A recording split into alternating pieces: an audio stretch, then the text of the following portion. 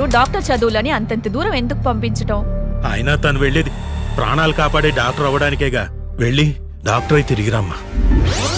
నా లైఫ్ లో నేను కూడా నేను గెట్ అవుట్ అనాల్సిన పరిస్థితి వస్తుందని నేను ఎప్పుడు అనుకోలేదురా. Please get out of my house.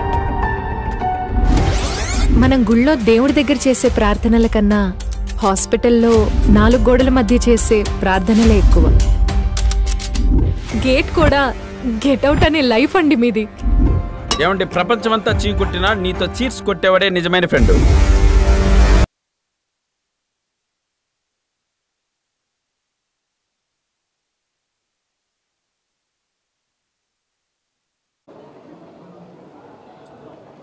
Hello.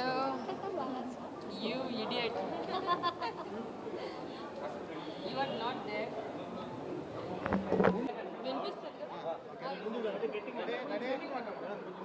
అడుగుతున్నారా?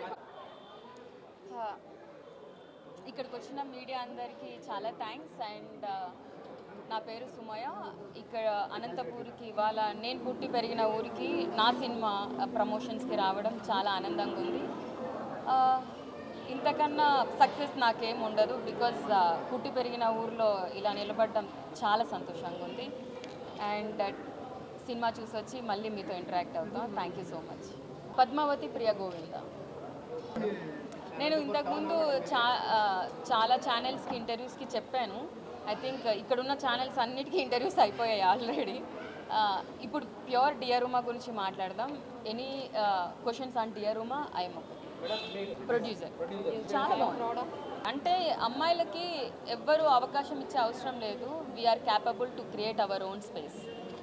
All Facebook, Instagram, digital media అవన్నీ పాజిటివ్గా ఉండడానికి ప్రమోట్ చేయాలి, నాట్ ఫర్ నెగిటివ్. అండ్ యువతకి ఆల్రెడీ నాకు తెలిసి ఇప్పుడున్న యువతకి అన్నీ తెలుసు. Everything is in there. యువతకి మనం ఏం సలహాలు ఇచ్చే అవసరం లేదు. ఎందుకంటే వాళ్ళు అనుకున్న వాళ్ళు చేస్తారు.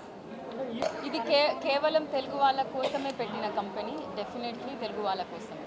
సిరీస్, వెబ్ సిరీస్ ఇంకా ప్లాన్ చేయలేదు. సినిమాలు 2 ఉన్నాయి ప్రస్తుతానికి. అయితే మేబీ ఫ్యూచర్ ఏదైనా మంచి సబ్జెక్ట్ ఇవ్వండి. అనంతపూర్లో ఉన్నది చేద్దాం వెబ్ సిరీస్. మహిళలను తరలిస్తున్నారా? నేను ఇప్పుడు లేదు.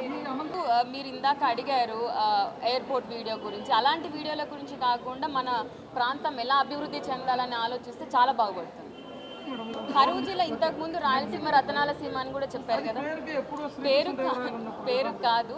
అంటే ఉన్న పొలాలన్నీ తీసేసి మనం ఎక్కడికో వలసపోతుంటే ఇక్కడ కరూరు జిల్లానే అవుతుంది కంపల్సరీ.